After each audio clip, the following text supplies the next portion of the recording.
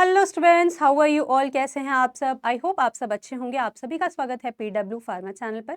बच्चे, आज का डिस्कशन हम करने वाले हैं कि आप लोग जीपैट के अंदर कैसे अच्छा स्कोर कर सकते हैं, कैसे आप 300 प्लस स्कोर कर सकते हैं, क्या गलतियां आप लोगों को नहीं करनी है और इस लास्ट टाइम पर आप लोगों को कौन से पॉइंट्स ध्यान रखने हैं मैक्सिमम स्कोर करने के लिए। चलिए, तो बिना देरी के हम लोग स्टार्ट करते हैं अपना ये डिस्कशन, जो कि आप लोगों के लिए बच्चे बहुत ज़्यादा फ्रूटफुल होने वाला है। आप लोगों को सबसे पहले तो ध्यान रखना है कि आप लोगों की स्ट्रैटेजी क्या होनी चाहिए इन दिनों में। अभी हमारे पास अगर आप देखो तो नियरली 45 डेज हैं। आप लोग कैसे अपनी प्रिपरेशन कर सकते हो, तो सबसे पहले स्ट्रैटेजी बनाने से पहले आपको ये पता होना चाहिए कि आप क्या गलतियां करते हो जिनको आपने नहीं करना है। सो इफ यू सी, क्या होता है बच्चे, डायरेक्शन क्लियर नहीं होती है और हम क्या करते हैं, पढ़ने बैठ जाते हैं। ठीक है, अब आप लोगों को कोई भी एग्जाम देना है तो आप लोग बिना ये सोचे समझे कि पैटर्न क्या है, किस तरीके के क्वेश्चंस आते हैं, बस पढ़ना शुरू कर दिया, बुक्स ले ली और हमने पढ़ना शुरू कर दिया। हार्ड वर्क भी कर रहे हैं पर रिजल्ट नहीं आएगा। तो डायरेक्शन होना बहुत जरूरी है, आपको एक स्ट्रैटेजी प्लान करना जरूरी है, जिसके लिए एनालिसिस होना जरूरी है, तब उस पर मेहनत करेंगे। ठीक है, तो a right direction is required. ठीक है, तो ये वाली चीजें बच्चे आप लोगों ने ध्यान रखनी है। इसके अलावा हम करते क्या है, गलतियां हमारी होती क्या हैं। जब भी एग्जाम पास आ रहा होता है तो हम क्या करते हैं, बहुत सारे सोर्सेज से पढ़ना शुरू कर देते हैं। हमको लगता है जितना ज्यादा सोर्स होगा उतना ज्यादा अच्छा रहेगा एग्जाम के लिए। तो इंफॉर्मेशन ओवरलोड भी मत करिएगा। आप पढ़ तो ले रहे हो बहुत सारी चीजें, पर उनकी रिवीजन ही नहीं हो पा रही है क्योंकि बहुत सारी इंफॉर्मेशन है। तो ये भी एक मेजर गलती है जो बच्चे करते हैं, जिसकी वजह से वो फंस जाते हैं।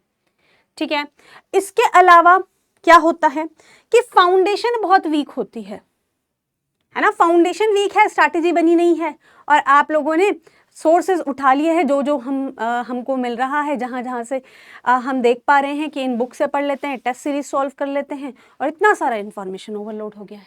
तो फाउंडेशन पर भी बच्चे ध्यान देना पड़ेगा। ठीक है, इसके अलावा आप ये सोचते हैं होगा कि नहीं होगा, होगा कि नहीं होगा, लो कॉन्फिडेंस। होगा ही, अगर एक बार आपने सोच लिया है तो होगा। ठीक है, बस आपने बच्चे उस पर काम करना होता है डेली। तो लो कॉन्फिडेंस और जो बर्न आउट हो जाते हैं ना, थक गए हैं, बहुत ज़्यादा परेशान हो गए हैं, वो सब चीज़ें होती हैं जो कि एक एग्जामिनेशन में आपको लैक होती हैं, जिनकी वजह से आप आगे सक्सीड नहीं कर पाते हो। ठीक है, हालांकि हर चीज़ कुछ ना कुछ सिखाती है, वो आपको आगे वाले स्टेप पर कुछ सिखाएगी कि आपको अब नेक्स्ट कैसे करना है। ठीक है, तो दिस इज ऑल जर्नी जिससे आप लर्निंग लेते हो। ये वाली कुछ ऐसी मिस्टेक्स हैं जो रैंडमली बहुत कॉमन देखी जाती है। इसके अलावा नो एरर ट्रैकिंग। आप लोग गलतियों से सीख नहीं रहे हो।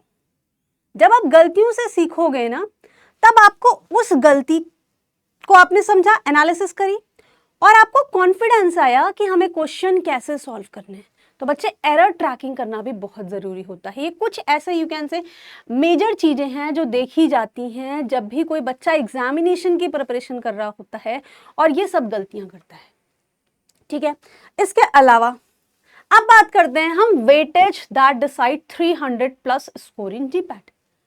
आप पूछिए मैम कौन सा सब्जेक्ट हमको पहले करना चाहिए, तो बच्चे ये ऑलरेडी डिसाइडेड है कि किसका वेटेज ज्यादा होता है। आपको वो सब्जेक्ट्स जल्दी पिक करने हैं। ठीक है, इस समय आपको वो वाले सब्जेक्ट्स पे रिवीजन ज्यादा करनी है। जैसे अगर आप फार्मास्यूटिक्स की बात करते हैं तो आपको नियरली 34% का कवरेज है।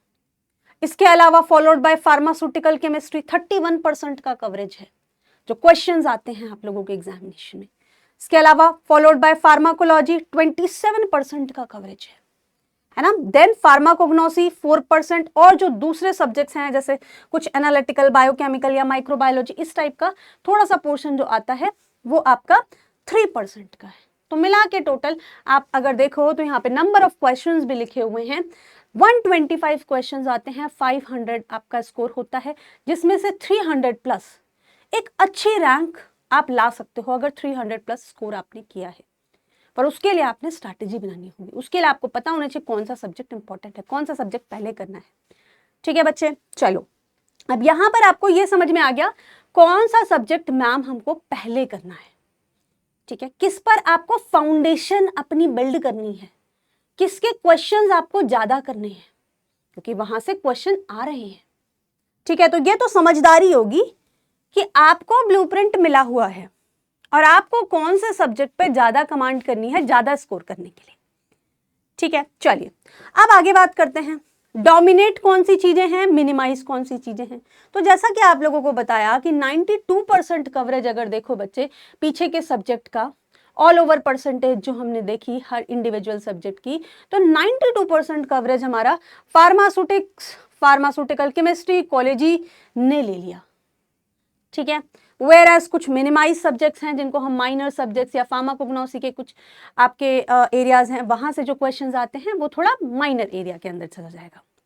ठीक है, अब आपने करना क्या है, इसके अंदर आपने करनी है डीप स्टडी।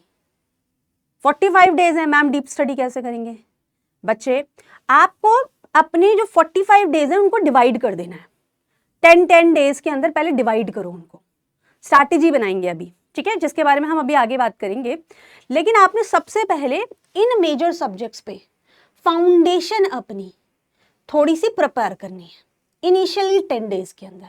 ठीक है, तो थोड़ी सी डीप स्टडी करेंगे, चाहे आप कोई आप कह सकते हो बुक के थ्रू, कोई स्टैंडर्ड बुक के थ्रू, या फिर जब आप लोग पढ़ रहे हो तो आपने कोई नोट्स बनाए होते हैं, उन नोट्स के थ्रू आप करिए। जो आपको इजी फॉर्मेट लगता है उससे आप पहले थोड़ी सी डीप स्टडी करिए, नोट्स देखिए पहले। इसके बाद रिवीजन। तो बच्चे रिवीजन एक बहुत बड़ी चीज होती है, इसलिए मैं कहती हूँ इंफॉर्मेशन ओवरलोड मत करना। रिवीजन रिवीजन एंड रिवीजन, जितनी रिवीजन कर सकते हो इस समय वो रिवीजन आप लोगों ने करनी है। ठीक है, और एरर, गलती से सीखना, गलती को छोड़ना मत। ये गलत हो गया, मुझे नहीं आता, मैं इसको सीखूंगा ही नहीं, ये चीज नहीं होनी चाहिए। ठीक है, तो ये सब चीजें हैं जो आपने बच्चे ध्यान रखनी है।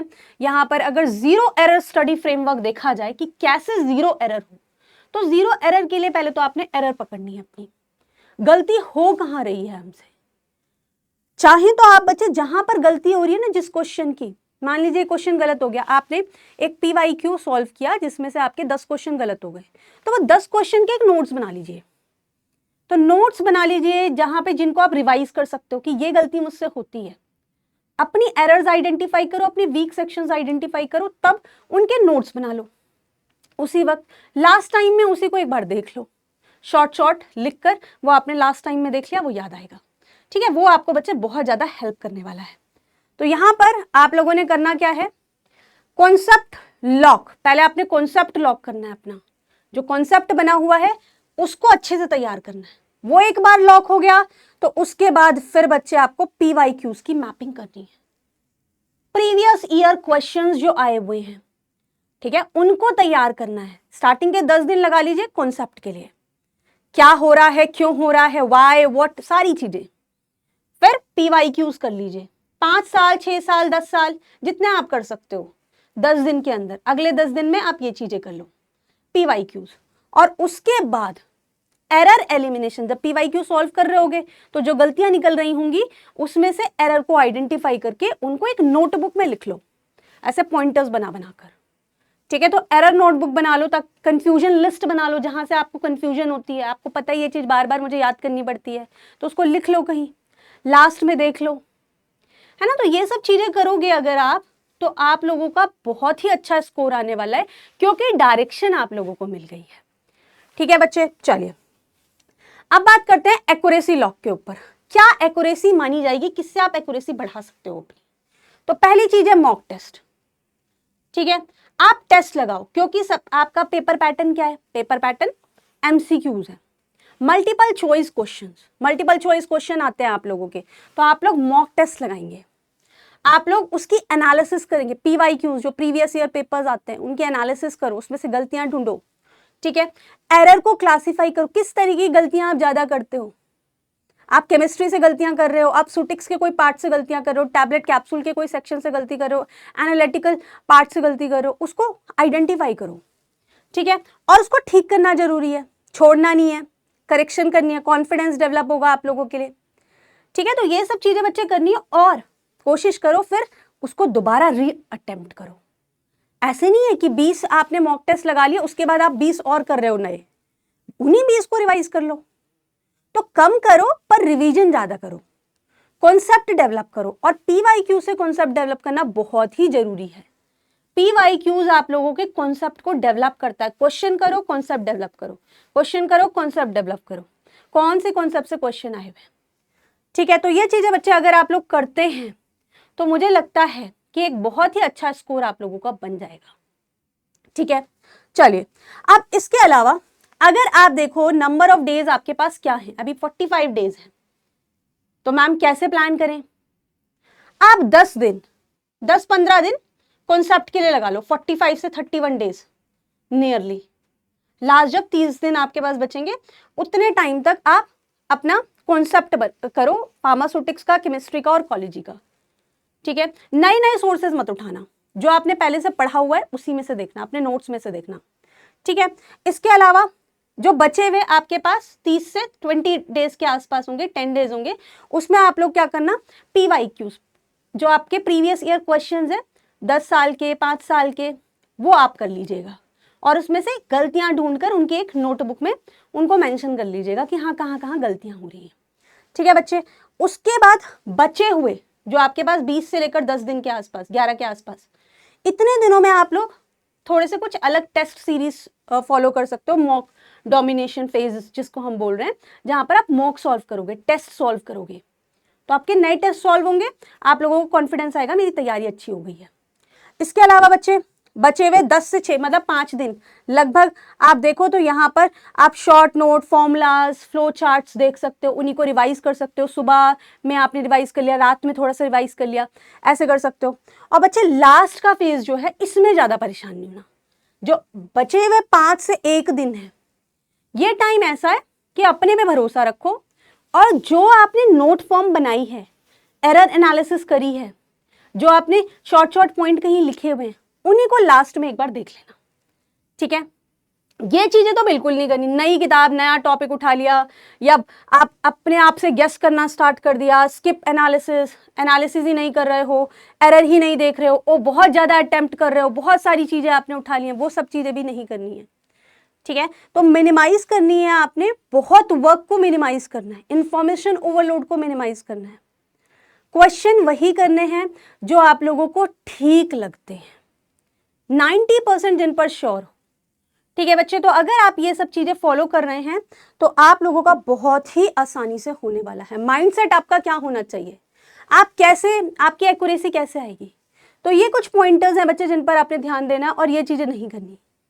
आप ये मत सोचना कि मैं सारे क्वेश्चन कराऊंगा 125 में से 125, ठीक है। तो सिर्फ वही क्वेश्चन जो श्योर हैं, और 90% श्योर हो तभी आप उन क्वेश्चंस को बच्चे करोगे। अगर उनसे कम है तो आप स्किप कर देना, मत करिएगा, नेगेटिव मार्किंग हो जाएगी, स्कोर कम हो जाएगा, ठीक है। 0 नेगेटिव मार्किंग कोशिश करिएगा। अगर 80 क्वेश्चन करके आ रहे हैं तो उसमें से 70 सही हो, 100 क्वेश्चन करके आ रहे हैं तो 90 सही हो, ठीक है। तो ये चीज होनी चाहिए, तभी आपका प्रेडिक्टेबल स्कोर आ पाता है। तो नेगेटिव मार्किंग इस एग्जामिनेशन का मैं बोलूंगी बहुत ही बड़ा पॉइंटर है, ठीक है। तो ये सब चीजें करनी है, और बच्चे अगर आप ऐसा करते हैं तो आपकी टॉप रैंकिंग आ सकती है। आपको पता है पेपर 3 हिस्सों में डिवाइड होता है, इजी क्वेश्चन होते हैं, मीडियम क्वेश्चन होते हैं, हार्ड क्वेश्चन होते हैं। तो इजी वाले जल्दी कर लेना, सबसे पहले इजी वाले कर लेना, उसके बाद मीडियम वाले पर जाओ, मीडियम वाले को 2-2 बार पढ़ लो, है ना। क्वेश्चन को 2-2 बार पढ़ के एक बार उस पे से समझ में आ गया आपको हाँ क्या है, वो मीडियम वाले कर लिए। हार्ड वाले तभी करना जब आपको आते होंगे, नहीं तो मत करिएगा, उनको स्किप कर दीजिएगा, ठीक है। तो ये सारी चीजें बच्चे अगर आप फॉलो करते हो तो आपका स्कोर बहुत ही अच्छा होने वाला है, ठीक है। And I wish best wishes from my side. अगर बच्चे आप लोग स्ट्रैटेजी प्लान कर रहे हो और इसी स्ट्रैटेजी पे चलते हुए अपने 45 डेज बिल्कुल smart work with the hard work, बिना हार्ड वर्क के कुछ नहीं होगा, लेकिन स्मार्टली पहले प्लान करना पड़ेगा, डिजाइन करनी पड़ेंगी चीजें, और अगर ये करते हो तो आपको सक्सेस बिल्कुल मिलने वाली है, स्कोर बहुत अच्छा आने वाला है, और रैंक भी बहुत अच्छी आने वाली है। चलिए, so with this I will say thank you so much everyone, bye bye, will meet in the next session with the new topic.